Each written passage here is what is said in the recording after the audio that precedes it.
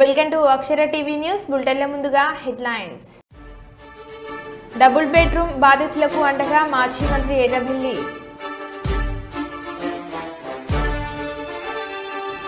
Drugs రహిత సమాజాన్ని నిర్మిద్దాం, మాదక ద్రవ్యాల నిర్మూలనకై అవగాహన సదస్సు.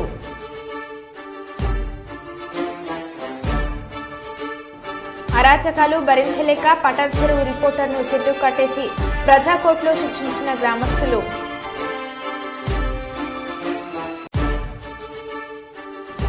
వరల్డ్ హార్ట్ డే సందర్భంగా అమలాపురంలో 3K రన్.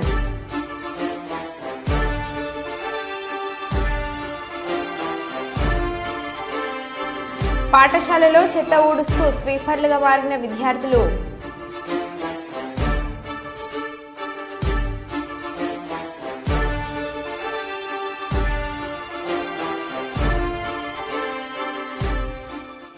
ఇక వివరాల్లోకి వెళ్తే, జంగామ జిల్లా కలెక్టర్కు ఎల్ఆర్ఐని తొర్రూరు డబుల్ బెడ్రూమ్ లబ్ధిదారులతో కలిసి వినతి పత్రం అందించి నిరుపేదలకు న్యాయం చేయగలరని కోరిన మాజీ మంత్రి ఎర్రబెల్లి దయాకర్ రావు. అనంతరం వారు మాట్లాడుతూ, గత ప్రభుత్వంలో నిరుపేదలకు ఇచ్చిన డబుల్ బెడ్రూమ్ ఇండ్లను గుంజుకోవడం ప్రజాస్వామ్య విరుద్ధమని, పార్టీలకు అతీతంగా గ్రామ సభలో అభ్యర్థులను ఎంపిక చేశామని, డబుల్ బెడ్రూమ్స్ లో ఉన్నవారు పేదలే అన్నారు. పేదలకు అన్యాయం చేస్తే ఊరుకునే ప్రసక్తి లేదని, పేదల పక్షాన పోరాడతామని, న్యాయం జరిగే వరకు కొట్లాడతామని అన్నారు. మాట్లాడతా వీళ్ళను న్యాయం చేయమని కలెక్టర్ గారిని రిక్వెస్ట్ చేస్తే కలెక్టర్ గారు ఓకే అన్నారు. ఆ సర్టిఫికెట్లు 100% వాళ్ళ పట్టా సర్టిఫికెట్లు ఇచ్చినవి ఉంటే, గతంలో ఎంఆర్ఓ సెలెక్షన్ చేసి ఉంటే తప్పకుండా నేను ఖాళీ చేయాలని కూడా హామీ ఇచ్చాను. కలెక్టర్ గారిని కూడా రిక్వెస్ట్ చేస్తే వారు ఓకే అన్నారు. దయచేసి నేను ఒకటే ఇప్పటికైనా రిక్వెస్ట్ చేస్తున్నా, ఇటువంటి కార్యక్రమం బంద్ పెట్టండి, ఉన్న వాటికి కాపాడండి, కొత్త చేస్తుంది ఏంటి. నేను రిక్వెస్ట్ చేసేది చాలా ఉన్నాయి తెచ్చేది. పాలకుర్తి డెవలప్మెంట్ అయ్యేందుకు హాస్పిటల్ అగ్ని ఉన్నది, 50% హాస్పిటల్ అగ్ని మంజూరే ఉన్నది.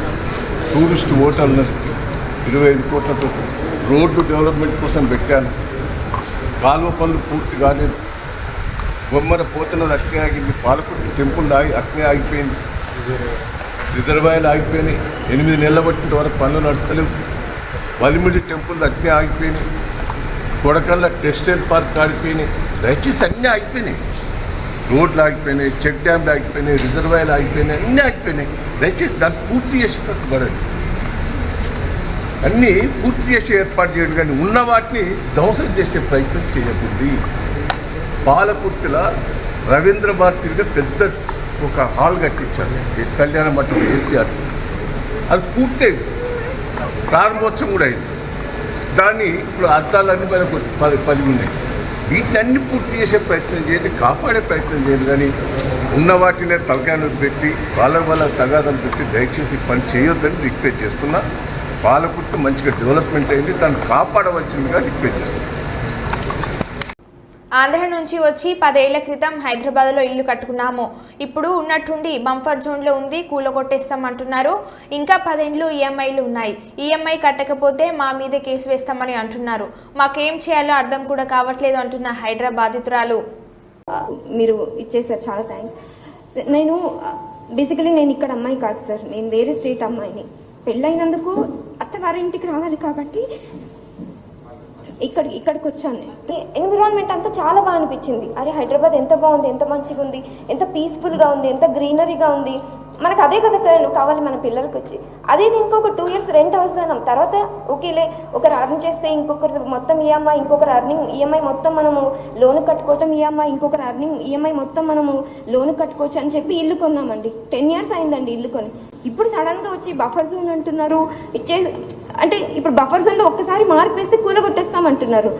మాకు అసలు ఏం చేయాలో మాకు అర్థం కావట్లేదు. ఇంకా 2035 దాకా మాకు ఈఎంఐస్ ఉన్నాయి. వాళ్ళు బ్యాంక్ వాళ్ళు ఏం చెప్తున్నారంటే ఇల్లు ఉన్నా లేకపోయినా మేము ఈఎంఐ కట్టాలంటున్నారు. అదేలా అవుతుంది? అండ్ దీంతో పాటు ఇంకొకటి ఏంటంటే, ఈఎంఐ కట్టకపోతే మా మీద రివర్స్ కేర్స్ వేస్తారంట. అంటే మేము ఇల్లీగల్ గా వాళ్ళకి డాక్యుమెంట్స్ ఇచ్చి మేము ఇచ్చేసామని మా మీద వేస్తారు. సో ఏదని బర్డన్ మేము బేర్ చేయాలండి ఇంత కష్టపడి. అండ్ మోర్ ఓవర్ మేము ఒక మంచి ఫ్యామిలీ నుంచి వచ్చిన వాళ్ళం. మనకంటూ ఒక అవన్నీ కష్టాలు డ్రీమ్స్ ఉంటాయి, అన్నీ ఉంటాయి, అవన్నీ ఫుల్ఫిల్ చేస్తాం. అవన్నీ కష్టాలు ఎదుర్కొంటూ మేము ఈ స్టేజ్కి వచ్చాం. మా పిల్లలకు చెప్తున్నాం, మేము ఈ స్టేజ్కి ఉన్నాం నాన్న, మీరు నెక్స్ట్ స్టేజ్కి వెళ్ళండి, తర్వాత మీ దగ్గర ఉన్నవి సహాయపడండి కొంతమందికి. మనం ఉంది, చాలా మన దగ్గర ఉంది, అంతవరకు వచ్చి ఇప్పుడు సడన్గా ఇలా అన్నీ చెప్తే చాలా బాధగా ఉందండి.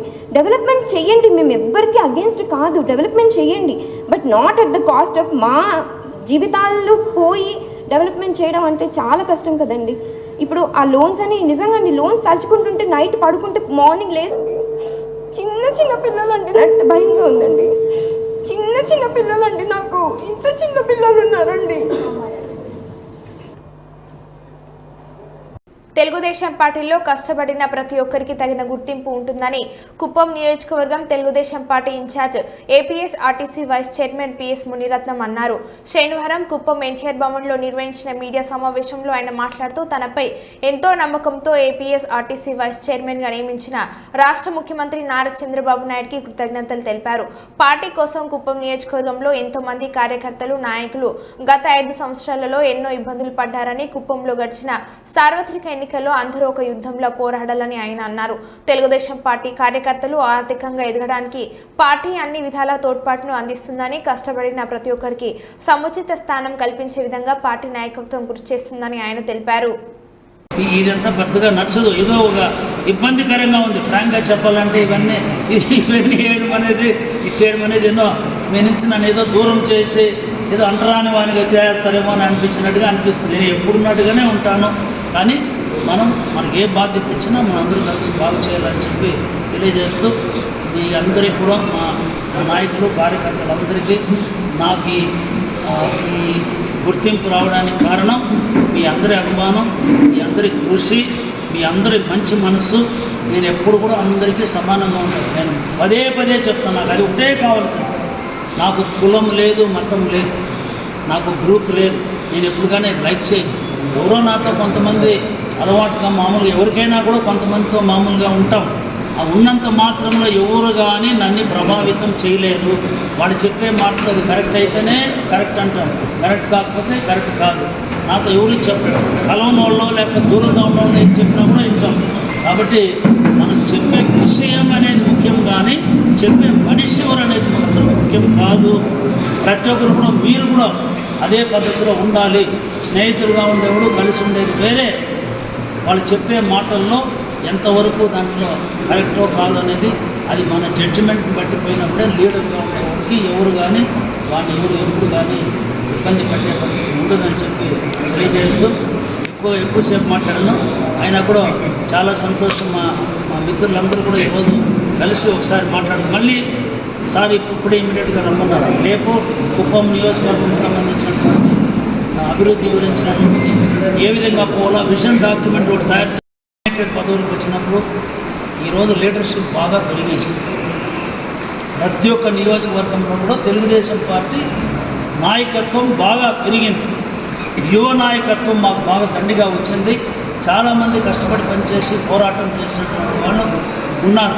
వాళ్ళందరినీ కూడా తగినటువంటి గౌరవం ఇవ్వాల్సిన బాధ్యత తెలుగుదేశం పార్టీ నాయకత్వం పైన ఉంది.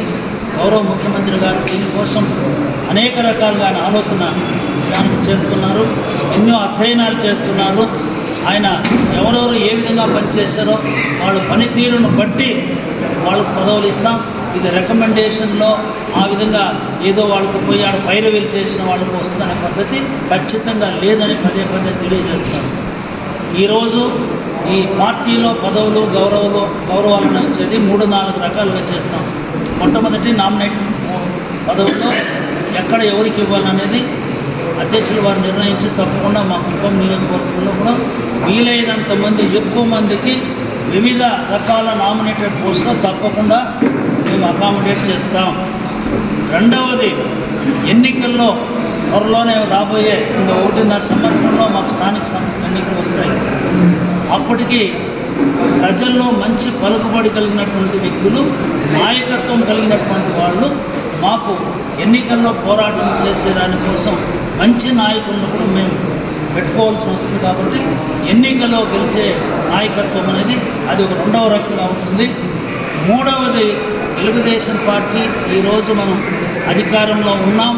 తెలుగుదేశం పార్టీ పొలిటికల్ గవర్నెన్స్ అని మనం చెప్తున్నాం. కాబట్టి పార్టీ పరంగా కూడా పదవులు అనేది ఎవరెవరికి ఏ స్థాయిలో ఇవ్వాలనేది మూడవ రకంగా మనం పనిచేసిన కార్యకర్తలన్నీ కూడా ఆ విధంగా కూడా మనం కవర్ చేస్తాం.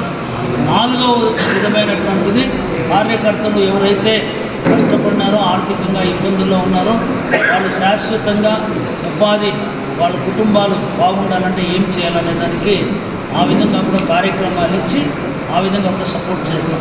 ఈ 4 రకాలుగా తెలుగుదేశం పార్టీ కుప్పం నియోజకవర్గమే కాదు ఆంధ్రప్రదేశ్ మొత్తం కూడా ప్రత్యేకించి కుప్పంలో ఈ విధంగా మా పార్టీ కార్యకర్తలు నాయకులందరినీ కూడా కవర్ చేస్తామని తెలియజేస్తూ ఈరోజు ఏపీఎస్ అరాచకాలు భరించలేక పటాన్ చెరువు రిపోర్టర్ను చెట్టు కట్టేసి ప్రజాకోర్టులో శిక్షించిన గ్రామస్తులు. ఇప్పుడు నేనున్నా బట్టే బతికినా काम करने का टाइम అయితే నాకు ఫ్లాట్ అడిగినవా? ఫ్లాట్ అడిగినవా? నేను నీకు ఫ్లాట్ ఇచ్చిన 100 గదాలు చెప్పు, నువ్వు నిజాలు అందరూ చెప్పు. వినాలి. నేను 100 గదాలు ఫ్లాట్ ఇచ్చిన ఈ భార్య పేరు మీద చేసుకున్నా నా దగ్గర డాగేసి 100 గదాలు ఫ్లాట్ రిజిస్ట్రేషన్ చేపించి ఇచ్చిన అపార్ట్మెంట్ కట్టుకుండు. నాకు 1.5 అపార్ట్మెంట్ ఇంటికి వస్తే ఆ డెవలప్మెంట్ 100 గదాలకు మళ్ళీ సగం ఫ్లాట్ ఎక్కువ నా దగ్గర నుంచి 4 లక్షలు ఇచ్చి అది సగం ఫ్లాట్ కూడా 15 లక్షలు తీసుకున్నాను. అది సగం అబద్ధాలు మాట్లాడకు. 4 లక్షలు నువ్వు ఒట్టి తిరిగి చెప్తా 4 లక్షలు సగం ఫ్లాట్ వస్తుందా?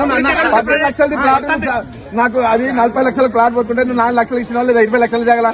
డబ్బులు ఇచ్చిన 4 లక్షలు ఇచ్చినవా 20 లక్షలు ఇచ్చినవా? వీడు ఏం చేసినట్టు చెప్తా ఇనండి. అదొకటి. మొన్న ఏమన్నాడు తెలుసా? ఇదేంటంటే వచ్చి పిలిచి ఊరికి వచ్చి ఊరలో అన్ని ఈ కులగొట్టినావు మన కంప్లైంట్ ఇచ్చి. ఎవరు? నువ్వే నువ్వు ఫోన్ చేసి నాకు ఫోన్ చేసి జర దూరం జరుగు నాకు ఫోన్ చేసి ఈ ఊర్లో ఒక్క ఇల్లు ఉండొద్దు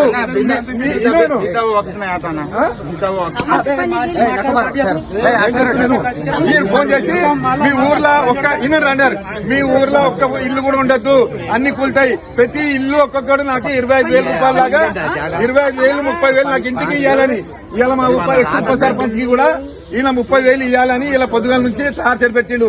ఫోటోలు అందరి ఊర్లో ఫోటోలు తీసుకుంటా తిరిగి నేను మొత్తం మీకు అపార్ట్మెంట్ ఇట్లా అన్ని కూలగొడతా అవన్నీ కూలగొడతా ఇక అబద్దాలు చెప్పండి.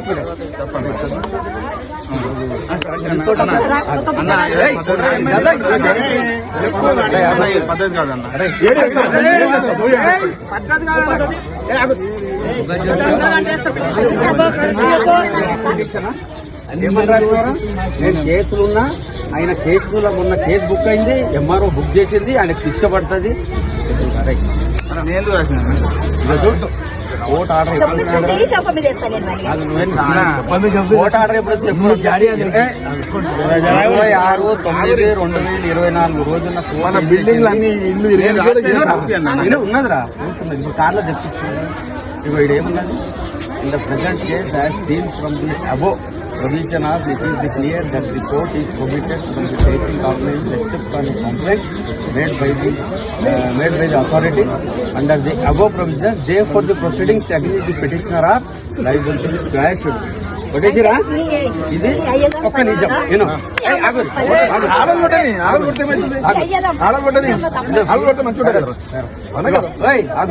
ఇదేముంది మళ్ళా అకార్డింగ్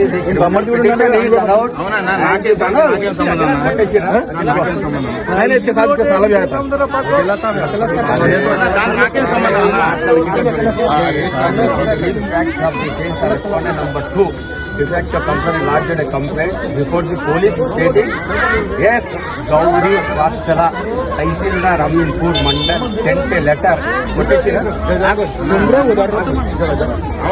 నాకేం సంబంధం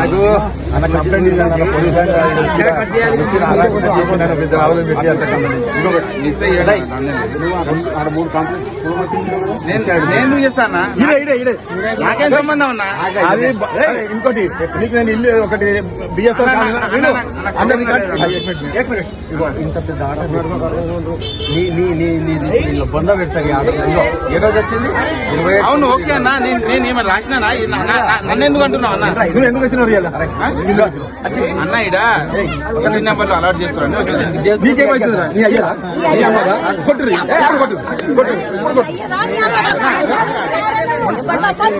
ఇల్లు నంబర్ ఇవ్వద్దంట అన్ని ఊరోళ్ళు రోడ్లు ఉండాలా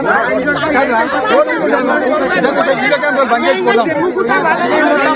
అన్నవరం శ్రీ వీర వెంకట సత్యనారాయణ స్వామి వారి సన్నిధిలో వైఎస్ఆర్సీపీ పార్టీ ఆదేశాల మేరకు పరుపుల సూరిబాబు ఆధ్వర్యంలో ప్రత్యేక పూజలు నిర్వహించడం జరిగింది. ఈ కార్యక్రమంలో ప్రతిపాడు జెడ్పీటీసీ బెహరా రాజలక్ష్మి, దొరబాబు, రాష్ట్ర కార్యదర్శి వాసిరెడ్డి జమీల్, శంఖవరం మండలం కన్వీనర్ నరాల శ్రీనివాస్, ప్రతిపాడు ఎంపీపీ గోల క్రాంతి సుధాకర్, రౌతులపూడి జెడ్పీటీసీ గొల్లు దివానం, శంఖవరం ఎంపీటీసీలు, మండలం సర్పంచ్ కుంచేటి మాణిక్యం, స్థానిక నాయకులు కొండపల్లి అప్పారావు, ఎంపీటీసీ దడా సతీష్ బాబు, రాంబాబు, తాటిపాక కృష్ణకొండి, సతీష్, ఆర్లి సూరిబాబు, కొండలరావు, నియోజకవర్గ నాయకులు, కార్యకర్తలు తదితరులు పాల్గొన్నారు.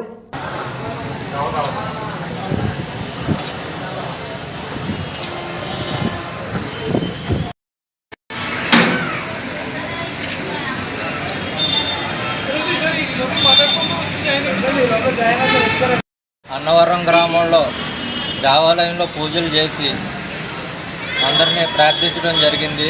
దీనికి కారణం ఏంటంటే చంద్రబాబు నాయుడు గారు, ముఖ్యమంత్రి చంద్రబాబు నాయుడు గారు లడ్డూ మీద వ్యాఖ్యలు చేసి దాని పవిత్రతను దెబ్బతీశారు. అలాగే తిరుపతి వెంకటేశ్వర స్వామి ప్రతిష్టను కూడా దెబ్బతీసే వ్యాఖ్యలు చేశారు. ఏ విధమైన ఆధారాలు లేకుండా అకారణంగా జగన్ గారి మీద, ప్రభుత్వం మీద నిందలు మోపి వాళ్ళని ప్రతిష్టను దిగజార్చడానికి ప్రయత్నం చేశారు. అంతేకాకుండా భక్తుల మనోభావాలు కూడా దెబ్బతీశారు. అందుకని ఆయన చేసిన అపచారానికి రాష్ట్ర ప్రజల మీద ఆ దేవుడి ఆగ్రహం పడకుండా అపచారం ఆయనకే తగిలితే ఆయనకే తగలాలి, ప్రజలకు ఏ విధమైన నష్టం కలగకూడదు. ఆయన చేసిన అపచారానికి చంద్రబాబు నాయుడు గారికి మాత్రమే తగలాలని చెప్పి ఈరోజు పూజలు చేయడం జరిగింది. అందుకని ఇక్కడికి వచ్చిన 50 మంది హైడ్రా కూల్చివేతలలో భాగంగా సంగారెడ్డి మలక్పూర్ చెరువు దగ్గర దూరంగా నిలబడి వీడియో తీస్తూ చూస్తున్న ఒక వ్యక్తికి ఒక రాయి ఎగురు వచ్చి తలకు బలంగా తాకగా ఒకేసారి కింద పడి తల నుండి తీవ్ర రక్తస్రావం జరిగి అక్కడికక్కడే మరణించాడు.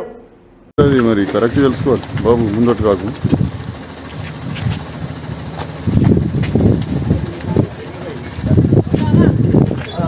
గోపాలన్న ఇద్దరు ఇట్లా మాకు అడ్డమని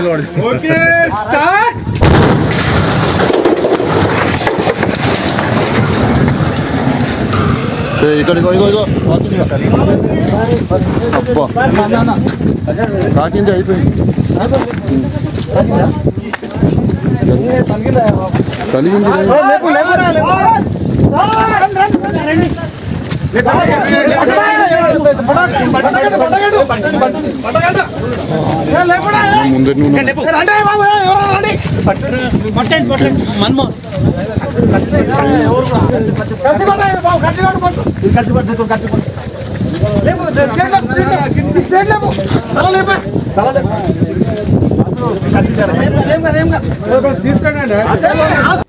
వైజాగ్ స్టీల్ ప్లాంట్లో కాంట్రాక్టు కార్మికుల విధులు నిలిపివేయడం జరిగింది.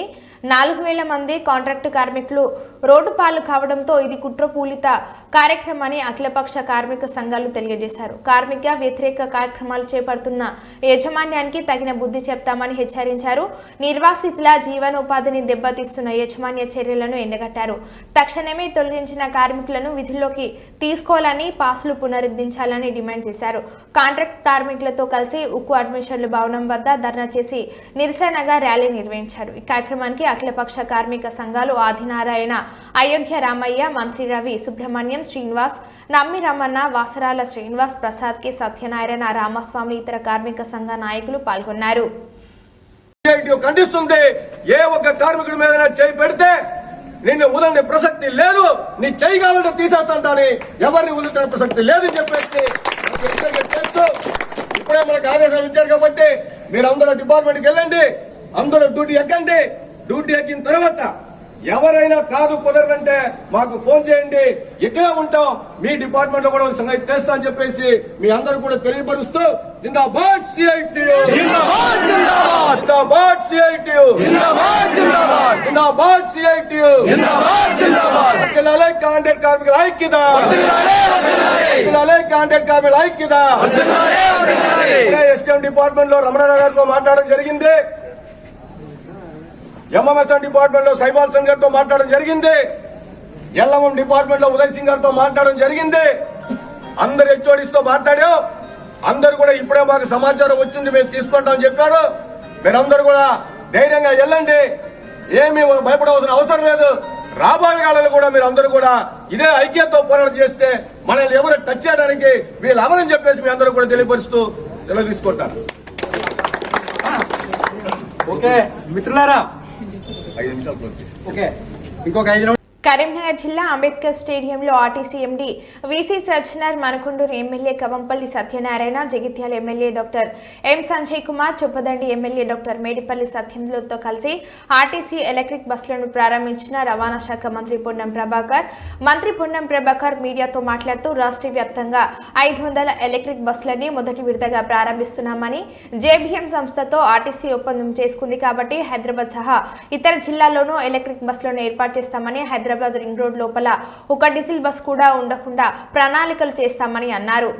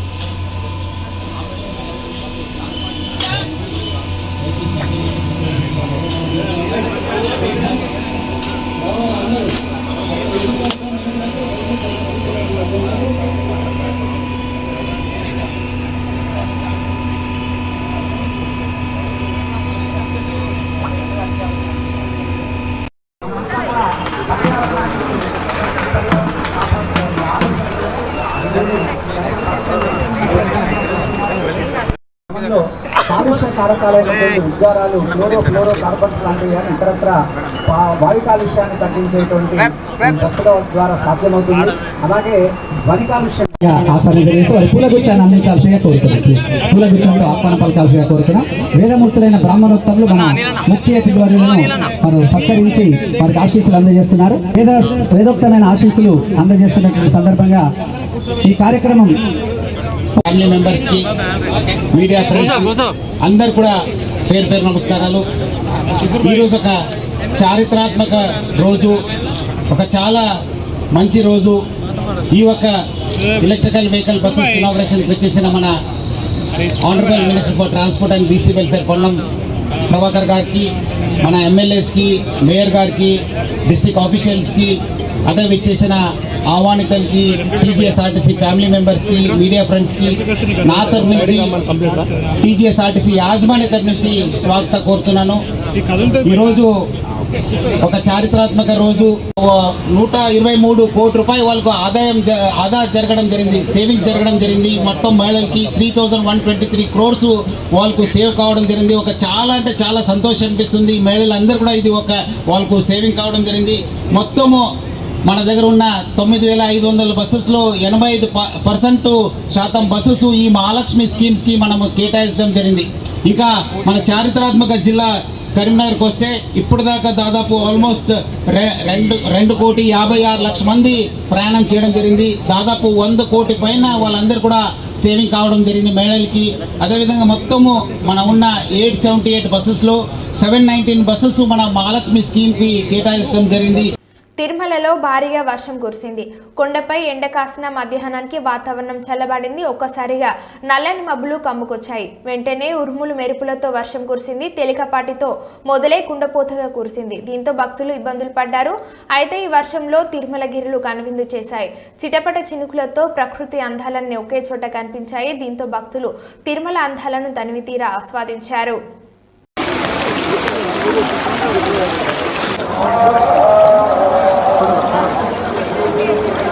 తమిళనాడులోని కృష్ణగిరిలో ఉన్న టాటా ఐఫోన్ల తయారీ ప్లాంట్లలో శనివారం భారీ అగ్ని ప్రమాదం జరిగింది.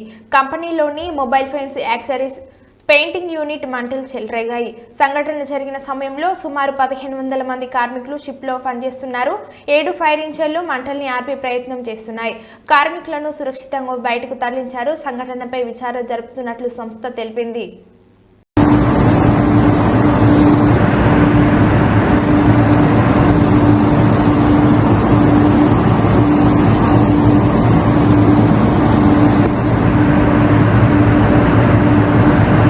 మరో బులెటిన్లో మళ్ళీ కలుద్దాం. Stay tune.